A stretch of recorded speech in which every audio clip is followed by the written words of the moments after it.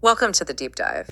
Today we're digging into William Boericke's Homeopathic Materia Medica, a really fascinating text known for its incredible detail. Absolutely, it's packed with specifics. And our mission today is to unpack one remedy in particular, Calcarea iodata. You might also know it as iodide of lime.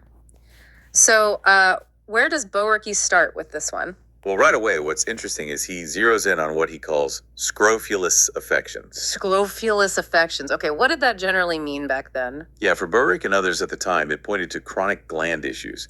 Think enlarged tonsils, thyroid enlargements, especially things popping up around puberty. Ah, okay. Glands and puberty. Makes sense. Exactly. And he also mentions it's useful for, quote, flabby children subject to colds, kids with adenoid issues, that sort of thing. And even, interestingly, uterine fibroids.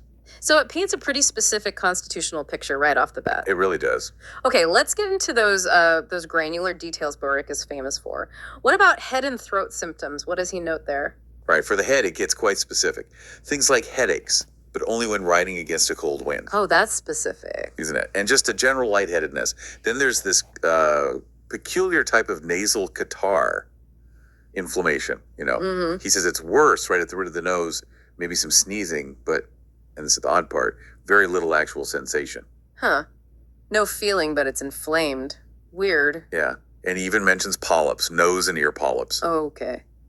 And the throat. That's where he mentions the tonsils. Enlarged tonsils, specifically described as being filled with little crypts. Filled with little crypts. That's incredibly precise language. For you listening, think of crypts as little pockets or holes in the tonsils. Exactly. That level of detail is classic Boericke. So how does this kind of meticulous observation carry over into the respiratory system? Oh, it definitely does. Calcarea iodata comes up for chronic coughs, pain in the chest, difficulty breathing. Okay.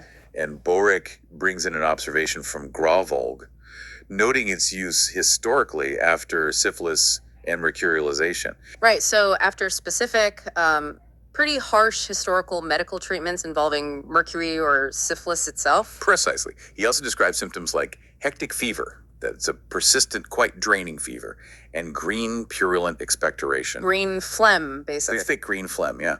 Connecting it to things like croup and pneumonia, too. Okay, so beyond the internal stuff, glands, respiratory, it also seems to have a big connection to the skin. What did Boericke detail there? Absolutely. On the skin, you see things like indolent ulcers. Those are sores that just won't heal quickly, often alongside varicose veins.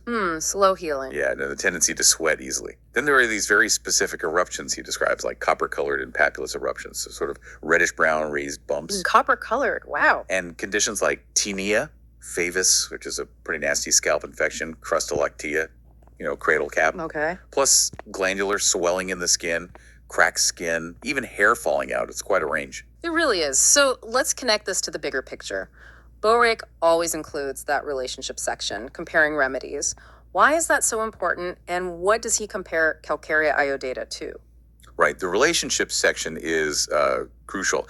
It helps the practitioners see how remedies might work together or which one might follow another effectively. Okay. For Calcarea iodata, he compares it with agraphis, especially for similar issues like adenoids and enlarged tonsils. He notes that sulfiod often follows both of them well. Interesting.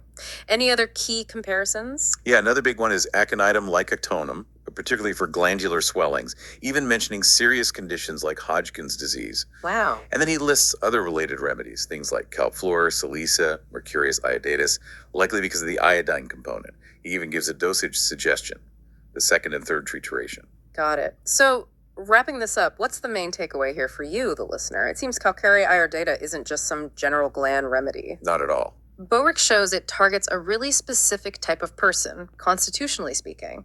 Someone prone to those chronic cold issues, especially with the enlarged tonsils, thyroid, maybe those distinct skin things we talked about, and historically, even some deeper systemic issues. Right. This deep dive kind of gives you a shortcut to understanding this very specific, multifaceted remedy picture. And this level of detail Boericke provides, it really makes you think, doesn't it? It absolutely does. It raises this broader question.